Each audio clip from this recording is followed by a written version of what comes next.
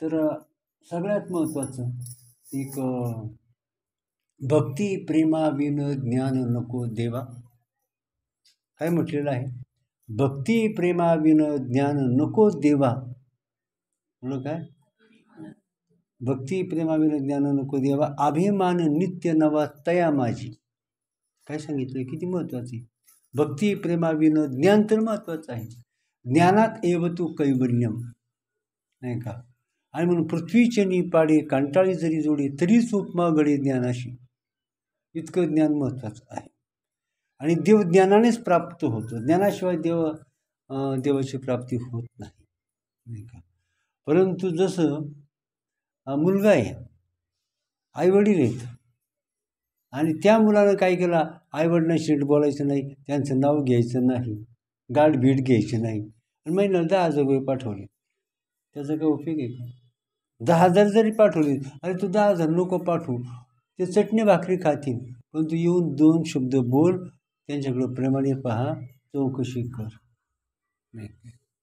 आणि ते महत्त्वाचं आहे. एक पंढरपूरमध्ये काय झालं? एक मनुष्य दर्शनाला आला, नाही का? दर्शनाला आला आणि आपलं चंद्रभागेमध्ये त्याने काय केलं? हातपाय धुतले आणि देवाच्या दर्शनासाठी निघाला. रस्त्याच्या कडेला भिकारी होते.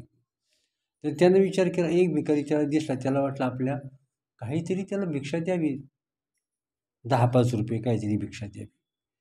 आणि म्हणून त्यानं काय केलं? भिक्षा देण्यासाठी खिशामध्ये हात घातला, परंतु पाकिटच विसरलं. त्याला इतकी इच्छा झाली का आपण या भिकाऱ्याला 10-5 रुपये द्यावेत, पण परंतु पैसेच नव्हते. आणि म्हणून त्यानं काय केलं? तर त्या भिकाऱ्याचा हातामध्ये घेतला. म्हटला, माझ्याजवळ पैसा नाही, काय करू? तुला देण्याची इच्छा आहे, पण माझ्याजवळ पैसा नाही. पाकिट घरी विसरले, खिशात पैसा नाही. असं केलं. भिकारी म्हटला, दादा मला पैसा नको. पैसा देणारे भरपूर असतात, रोज कोण ना कोणी पैसा टाकतात आणि पुढे जातात, परंतु माझा हात कोणी हातामध्ये घेतला नाही, प्रेमानं कोणी माझ्याकडं पाहिलं नाही. तुम्ही मला भिक्षा दिली नाही, परंतु तुम्ही जे प्रेम दिलं ते प्रेम हजारो रुपयांची सुद्धा बरोबरी करू शकत नाही, कारण त्या तुमच्या प्रेमानं मला समाधान झालेलं आहे, आनंद झालेला आहे.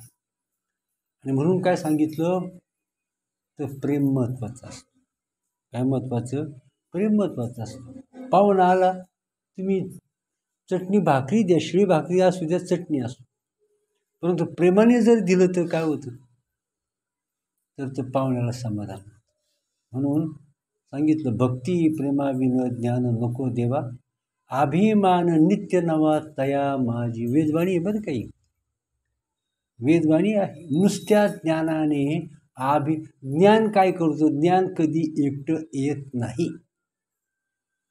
मी सांगून ठेवतो, लक्षात ठेवा. पहा, ज्ञान कधी एकटं येत नाही, ते आपल्याबरोबर अहंकाराला घेऊन येतं. ज्ञान काय करतो? आपल्याबरोबर अहंकाराला घेऊन येतो. परंतु ज्ञान येताना एक गोष्ट घडते. काय घडते? तुम्हाला सांगतो, बाबा सांगायचे ते सांगतो, लक्षात ठेवा. फक्त मला एखाद्या वेळा विसर पडतो. काय? आपण लग्न जमवायला जातो, नाही का? पोरीचं लग्न असो किंवा पोराचं लग्न असो, एकटं गेलो आपण, तर पोरगी पाहायला गेलो, लग्न जमवायला गेलो, तर लग्न जमेल का? काही असो, 4 भामटे तरी न्यावेच लागतात लग्न जमवायला. काय 4 भामटे कसे असू द्या, एकटं जाण्यापेक्षा 4 भामटे जर 4 चोर जरी असले ना, तरी लग्न जमवता येतं. आणि किती मोठा सजन असला, पण एकटा गेला की मुलगी पाहता येत नाही, लग्न जमवता येत नाही.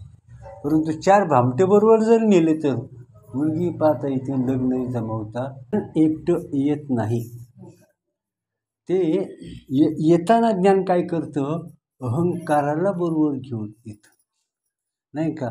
मग तुम्ही सांगा, 4 भामटे जर नेले, नाही का, 4 भामटे नेले तर काय झालं? लग्न जमलं आणि त्यात तो हळूच जर एक जण बाजूला गेला आणि त्यांना म्हणतो, आम्ही त्यांच्याबरोबर आलो, पण तुम्हाला काय सांगायचं आहे, तुम्ही ज्यांची पोरगी द्यायची कबूल केली तो माणूस लय नालायक आहे. पण आम्हाला भिडे खातं त्याच्यावर यावं लागलं म्हणून तुम्ही पोरगी कधी देऊ नका. आम्ही त्यांच्याबरोबर आलोय, परंतु आम्ही स्पष्ट बोलू शकत नाही. म्हणून तुम्हाला मी खरं सांगतो की तुम्ही लग्न जमवलं, पण तुम्ही काय करा, पोरगी तिथं देऊ नका. भामटा बरोबर होता, भामटे असे असतात नाही का. आणि आधी काय केलं, लई चहा पाणी काय, नाश्ता काय, लई गोड बोलला, लई माणसं चांगली, लई माणसं चांगली, तुम्ही पोरीला इथं द्याच, काहीच कमी पडणार नाही, पोरीचं चांगलं होईल. आधी भामटा असं बोलत होता. परंतु हळू साईडला गेला आणि म्हणतो, आम्ही जरी असं बोललो तरी आम्हाला भिडेनं बोलावं लागलं, परंतु ते तसे नाहीत, तुम्ही पोरगी देऊ नका. आणि मग काय झालं, शेवटी सगळं झालं होतं, ते निघाले गेले. शेवटी निरोप आला काय, ते म्हणले हां ठीक आहे, पोरगी आप द्यायचं कबूल, लग्न ठरलं. पण त्याने निरोप पाठवला, आम्हाला मुलगी द्यायची नाही. एवढं मुलाचं चांगलं स्थळ सगळं जमून आलेलं, पण या भामट्यानं काय केलं, लग्न मोडून टाकलं ना शेवटी. म्हणून ज्ञान काय करतं, अहंकार त्या ज्ञानाबरोबर येतो आणि तो अहंकार भामटा आहे आणि तो काय करतो, देवाबरोबर आपलं लागलेलं लग्न मोडून टाकतो. काय करतो, पास सगळं होतं, चांगलं होतं, आनंद होतो, लय गप्पा मारतो, लय थाटात, लय आनंदात, लय लोकांना झुलवतो, फार लोकांना धुंद करून टाकतो. परंतु शेवटी काय करतो,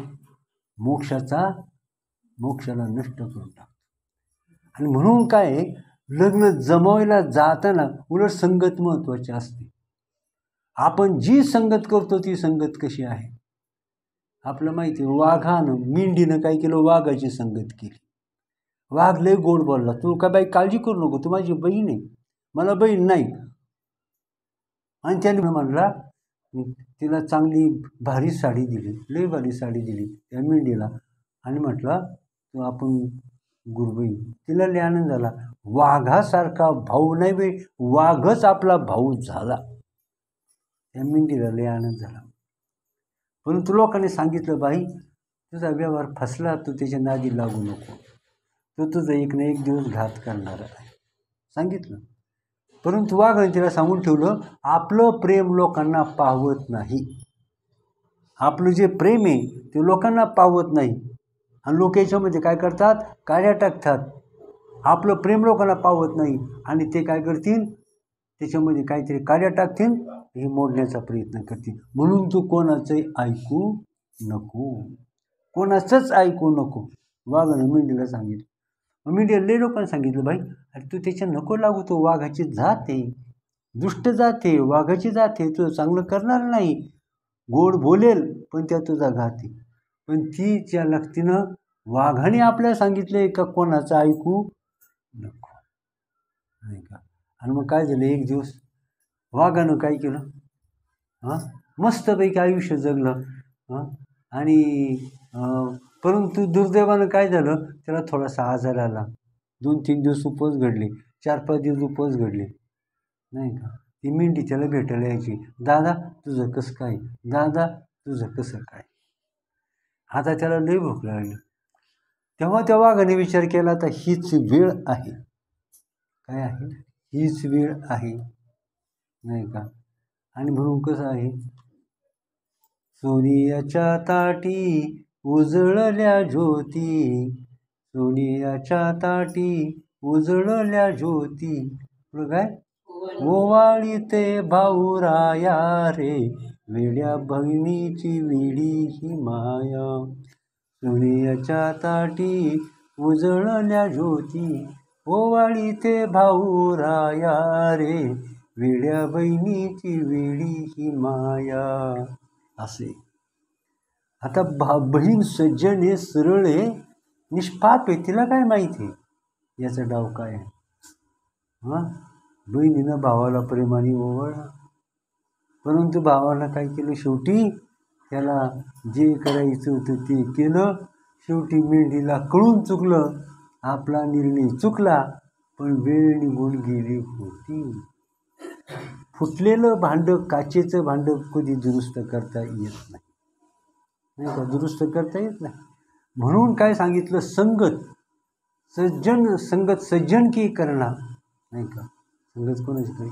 कुसंगती हुनी मानी वेड्या फार बरा ऐका. आणि परमार्थामध्ये तर मी तुम्हाला सांगतो, परमार्थामध्ये कशाची गरज असते? ज्याने सद्गुरू करावा त्याने एकांत सेवावा, ज्याने सद्गुरू करावा त्याने एकांत सेवावा, आणि मग तो चिंतावा गुणाची तू. मी तुम्हाला नेहमी सांगतो की काय संसारात दोघं असावे. संसारात दोघं असले तर चांगला संसार होतो. व्यवहारामध्ये तिघं असावेत, व्यवहारामध्ये तिघं असावेत, संसारात दोघं असावेत, परंतु परमार्थामध्ये एकटा असावा. परमार्थात एकटा असला उत्तम परमार्थ होतो. संसारात दोघं असले उत्तम संसार होतो. आणि व्यवहारामध्ये तिसरे का? व्यवहारामध्ये तिसरे का? दोघांचा व्यवहार झाला, दोघांचा व्यवहार झाला, परंतु त्यामध्ये एखादा जर बदलून जर पडला तर तिसरा साक्षीदार नको का? तो म्हणतो नाही, साक्षीदार म्हणतो नाही, असं नाही, असं झालेलं आहे. म्हणून साक्षीदार असेल तर तिथं फसवणूक होत नाही. म्हणून व्यवहारात तिघं असावेत, संसारात दोघं असावेत. आणि परमार्थामध्ये काय असावं? तुम्हाला एक सांगतो. आपला दत्त महाराजांनी किती गुरु केले? 24 गुरु केले. पाहता, एक एक गुरु महत्त्वाचा आहे बरं का. म्हणजे किती किती साधू संतांनी ज्ञान पराकाष्ठा केली, हे ज्ञान लोकांना होण्यासाठी पराकाष्ठा केली. 24 वेद जाणं, साई शास्त्री करणं, 18 पुराणं भगवंतासाठी निर्माण झालेली आहेत, नाही का? ज्ञानेश्वरी आहे, भागवत आहे, प्रचंड, आणि साधू संतांच्या अवतार. एवढं झालं. आईबापानं पोराला 100 एकर जमीन दिली, नाही का? आणि त्यामध्ये 10 विहिरी खोदून दिल्या, सगळ्या पाईपलाईन करून दिल्या, 10 कामगार दिले, मजूर दिले हाताखाली. मग त्याने शेती करून घ्यायला नको? शेती करून घ्यायला नको? याला लागला ना दारूचा, सट्ट्याचा, इकडे तिकडे बोंबलत फिरायचं, तमाशे, आमकं तमकं, झालं शेतीचं बाटलं.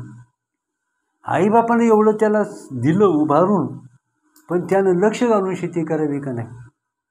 आणि म्हणून तसं साधं आपल्याला संतांची गाठ झाली येतो, परंतु तो ज्याच्याबरोबर आलाय त्याच्याबरोबर अदृश्य शक्तीच्या रूपाने त्याच्याबरोबर असतो, सावलीच्या रूपाने त्याच्यावर. आता सावली उन्हामध्ये असते, आता सावली आपल्याबरोबर नाही, पण उन्हात गेलं का सावली लगेच येते. मग ती आता सावली नाही, पण उन्हात गेलो सावली आली, का बरं आली? आताही आहे, परंतु ती गुप्त रूपानं आहे. उन्हात गेलो का ती प्रगट रूपानं सावली ती प्रगट रूपानं व्यक्त होते. तसा अहंकार आपल्या सतत पाठीशी असतो. त्या अहंकाराचा मित्र ज्ञान आहे. अहंकाराचा मित्र कोणी? आणि अहंकाराचं काम काय आहे? तो विषारी नाग. अहंकार काय आहे? विषारी नाग आहे.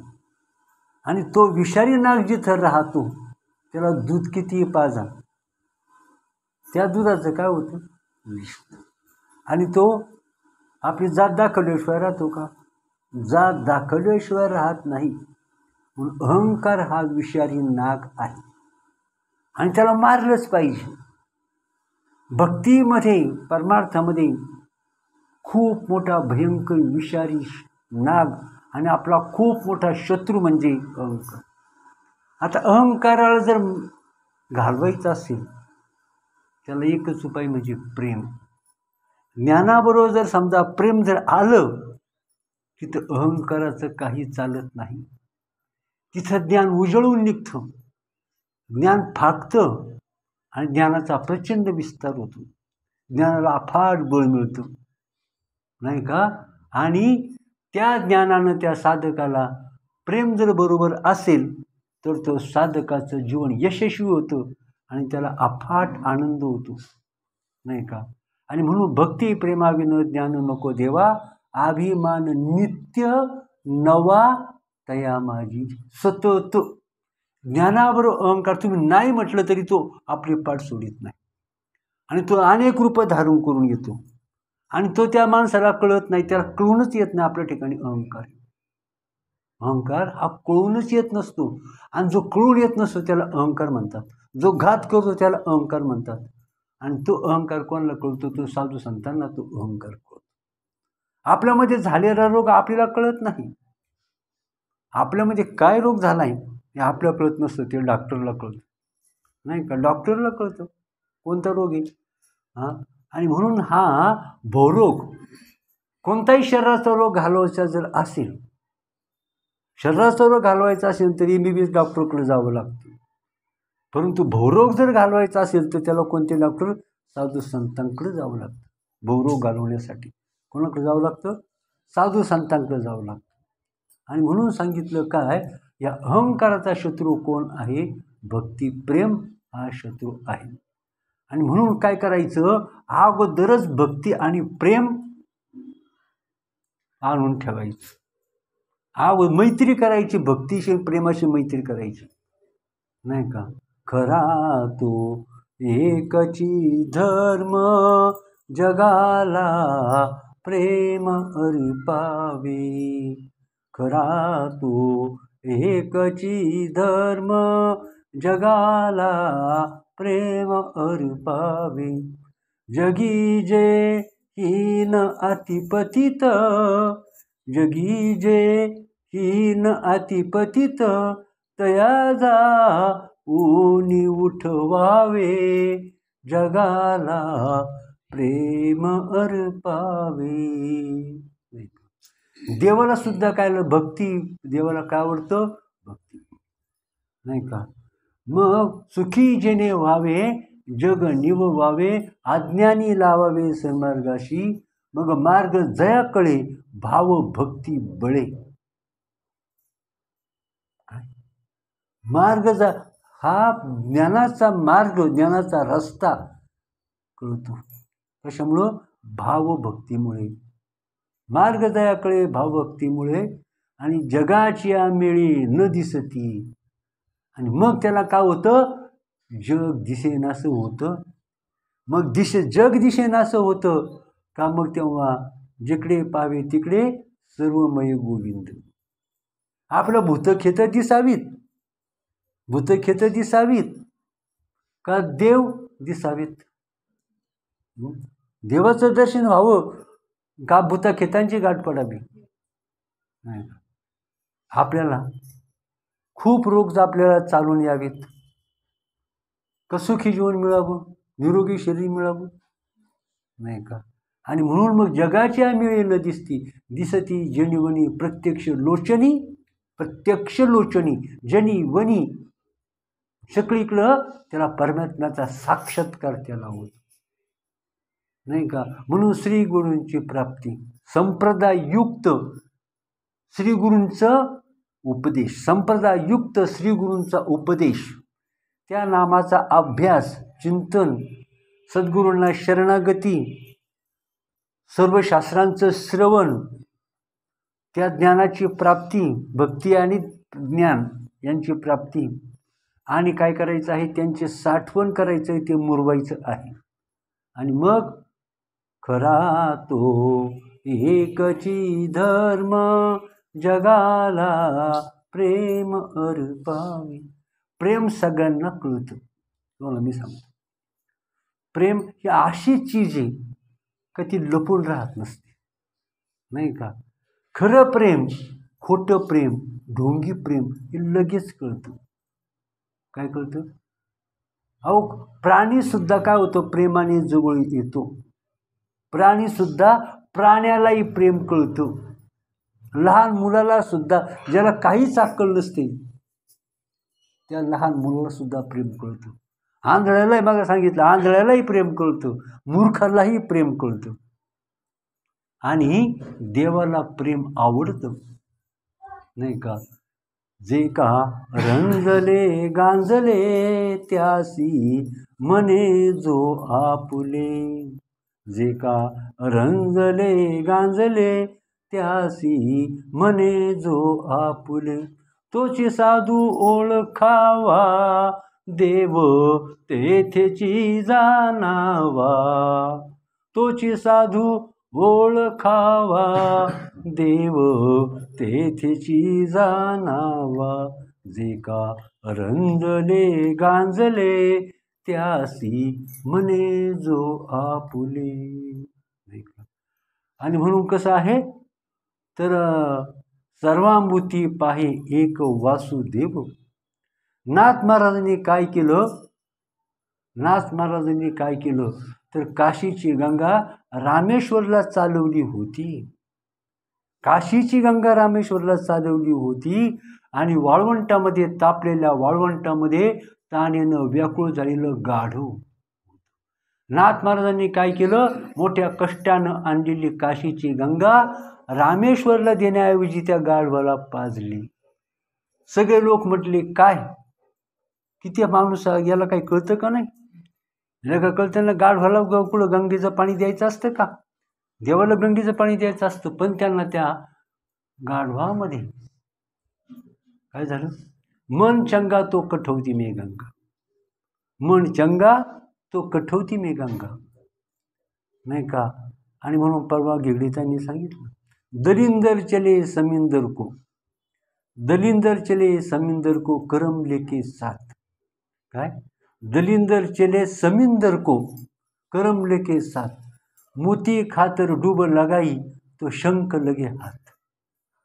नाही का, मूर्ख जे असतात, विचित्र बावळट जे असतात, ते काय करतात तर शंख म्हणजे मोती मिळवण्यासाठी समुद्राकडे, ताईने सुंदर सांगितलं, मोती मिळवण्यासाठी समुद्राकडे जातात आणि त्या मोत्यांच्या प्राप्तीसाठी समुद्रामध्ये बुडी मारतात आणि हाताला मोती तर येत नाहीत पण शंख येतात. आणि शंख मग बस आयुष्यात शंख शंख करीत मग शंख करतात आयुष्यावर, नाही का. अहो परमार्थ महाधन आणि जोडी देवाचे चरण.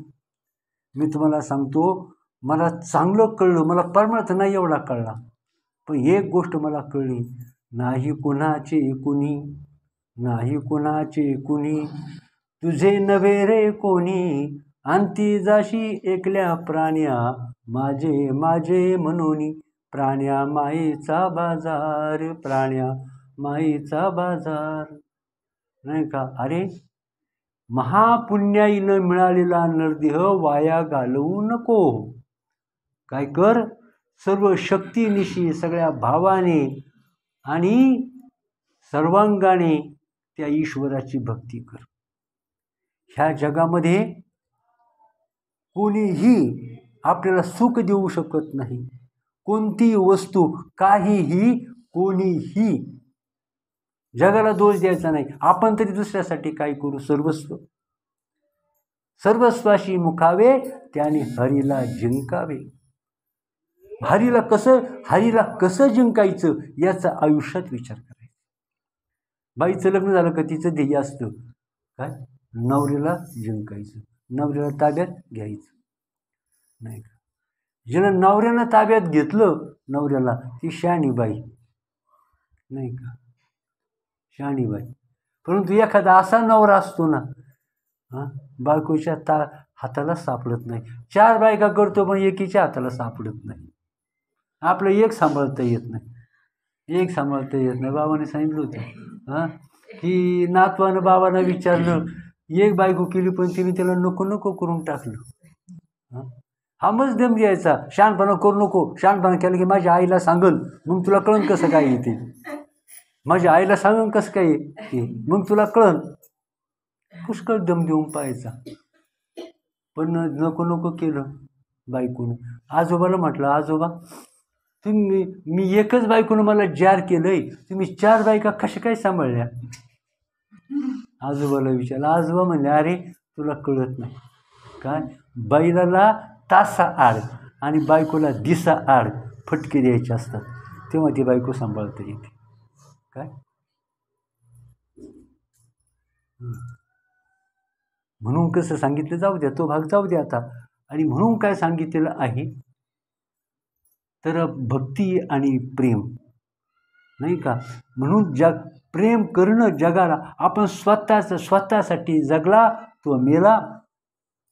आणि मला एक गोष्ट लक्षामध्ये आली, एक गोष्ट लक्षात आली, ह्या जगात कितीही चांगलं वागलं, शरीराचे तुकडे तुकडे करून जरी समजा तुम्ही कोणासाठी दिले, तरी तिथं काय होतं, ते दान व्यर्थ जातं. तुम्ही शरीराचे तुकडे तुकडे करून कोणालाही द्या, कोणालाही द्या, देहाचे तुकडे तुकडे जरी मान कापून जरी दिली, घरदार विकून जरी सगळं त्याला अर्पण केलं, तरी परंतु आपल्याला विचारणारं ह्या जगात कोणीच नाही. परंतु आपली खरी किंमत, आपलं जीवन सार्थक कुठं होतं? फक्त धोका कुठं? जग म्हणजे धोका, जग म्हणजे धोका. परंतु देव आणि संत इथं कधीच धोका नाही, कधी धोका नाही. त्यांनी त्यांचे दे बिसाट शब्द सुखे म्हणून ती वेद, त्यांनी लाथा जरी घातल्या तरी तो कृपेचा प्रसाद असतो. मी परवा ओवी सांगितले, कृष्ण कोपोळी ज्याशी मारी तो पावे ब्रह्म साक्षात्कारी. कृष्ण कोपोळी ज्याशी मारी तो पावे ब्रह्म साक्षात्कारी. आणि मग कृपेने उपदेश करी तो का नव्हे तरला, तो का नाही तरणार? भगवंतानं रागानं मारलं तरी त्याला ब्रह्म साक्षात्कार सायुज्य मुक्ती मिळाली. मग देवानं प्रेमाने जवळ जर आपल्याला केलं, आपण प्रेमाने देवाच्या जवळ गेलो, ते उद्धार का होणार नाही? म्हणून संत आणि देव ही विश्वासाची प्रेमाची, तिथं लाथा जरी खाल्ल्या तरी तिथं त्या लाथासुद्धा काय करतात? कृपेचा प्रचंड वर्षाव त्याच्यामध्ये असतो. आणि म्हणून कसं तुकाराम महाराज नाही का, आणि साधू संत कसे होते, हे अशा प्रकारचे होते नाही का. आणि म्हणून कसं आहे, तर आपण सुद्धा परमार्थ करत असताना आपल्या शांतामाई होत्या, तुम्हाला माहिती आहे ना. शांतामाईने काय केलं, आपले भक्त दाराशी आले, त्यांना जेवण द्यायला काही नव्हतं. भक्तांना चालू आहे तर भक्तांना जेवण द्यायला काही नव्हतं. त्यांनी काय केलं, पोटच्या पोराला, एकुलते एका पोराला विकून टाकलं, सावकाराला विकलं. विकण्याचं नाटक नाही केलं तर खरोखर विकलं. त्यानंतर आपले कबीर महाराज साधू संतांना भोजन देण्यासाठी कबीर महाराजांनी काय केलं, आपली बायको त्या वाण्याला देऊन टाकली. आपल्या बायकोला त्या वाण्याजवळ पोचती केली आणि त्याच्याकडून सुद्धा सामुग्री घेतली साधू संतांना जेवण देण्यासाठी नाही का, जेवण देण्यासाठी. आणि म्हणून कसं आहे, तर म्हणजे त्यांना प्रसन्न करणं. मग मागे मी तुम्हाला सांगितलं, मग काय पांडवांनी यज्ञ केला. त्या यज्ञामध्ये काय झालं, तर शुकाचार्य त्या यज्ञामध्ये आले, उष्टी 2 शीतं त्यांनी खाल्ली, तर स्वर्गातल्या घंटा वाजल्या. का?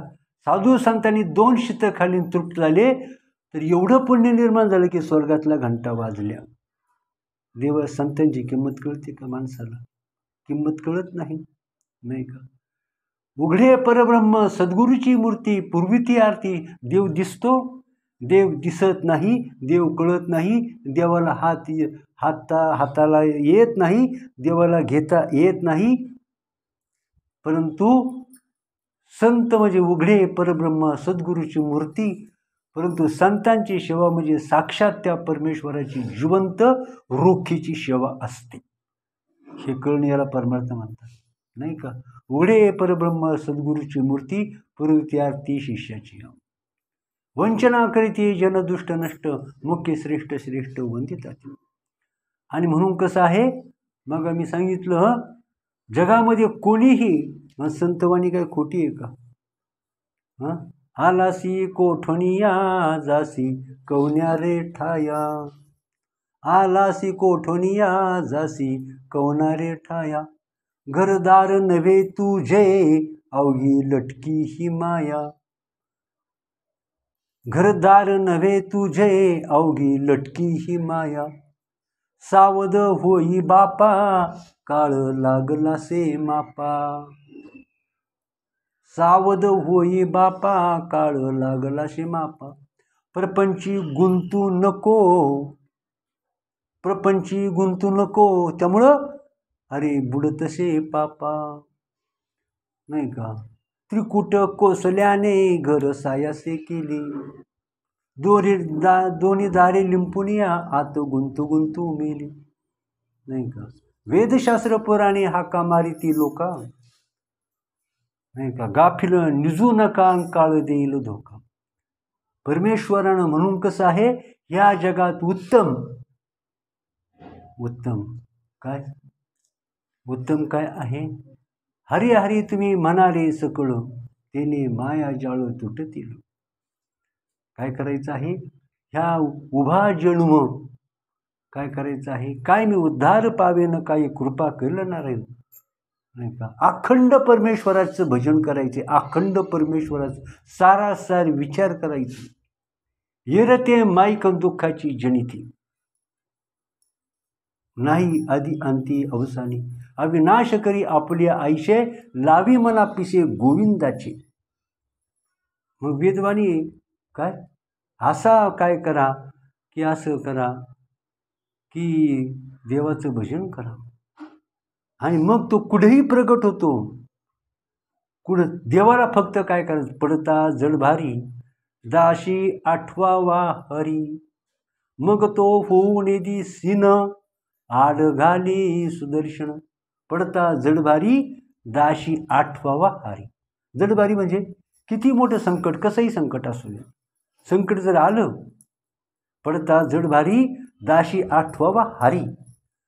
मग तो काय करतो. मग तो होऊन येदी शिण आडघाली सुदर्शन. भगवंत आडघाली सुदर्शन नामाच्या चिंतने पळती 12 वाटा विघ्ने. अर्थ कळला. तुका म्हणे प्राण करा देवाशी अर्पण. नाही का. तुका म्हणे प्राण करा देवाशी अर्पण. आली आणि म्हणून म्हटले पडता आता सांगितलं आलिया भोगाशी असावे सादर. जे भोग आलेत सुखदुःखाचे आलिया भोगाशी असावे सादर. देवावरी भार घालून या. मग तो कृपा सिंधू निवारी साकडे. मग तो कृपा सिंधू येतो. कृपाळू तातडी उतावीळ. फोन केला पहिली गोष्ट लागलाच नाही. पाहुण्याला फोन केला. लई जीवाचा लई जीवाचा लई जीवाचा जीवाला जीव देणारा. परंतु प्रसंगाला पाहुण्याला फोन केला. फोन लागला नाही. नंतर फोन केला. फोन लागला पण उचलला नाही. नंतर फोन केला मला वेळ नाही. नंतर फोन केला अरे मी खूप मोठ्या संकटात आहे. म्हटलं माझा इलाज नाही.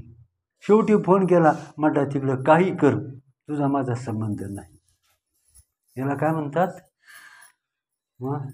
माझे प्रेमाचे जीवाचे जोलक अशा प्रकारची परिस्थिती. आणि म्हणून काय सांगितलं. तू का म्हणे तुझं सुलविना कोणी एका चक्रपाणी वाचून या. म्हणून आलिया भोगाशी असावे सादर. देवावरी भार घालून या. मग तो कृपा सिंधू निवारी साकडे. मग तो कृपा सिंधू निवारी साकडे. पुढं काय. मग तो कृपा सिंधू निवारी साकडे. येरते बापुडे काही रंग. येरते बापुडे. मग तो कृपा सिंधू. कृपेचा समुद्र येतो देव म्हणजे माहिती आहे का. कृपेचा सिंधू आहे. कृपेचा सागर आहे. इकडे ताई सिंधू येतो. खरा सिंधू तो आहे. मग तो कृपा सिंधू निवारी साकडे. काहीच काय म्हटलेले. येरते बापुडे काही रंकू. भयाची आपोठी दुःखाच्याची राशी. शरण देवाशी जाता भरी. शरण देवाशी जाता भरी. तो का म्हणे काय नव्हे त्याकरिता चिंतावा तो आता विश्वंभर. नाही का. पुंडलिक वरचा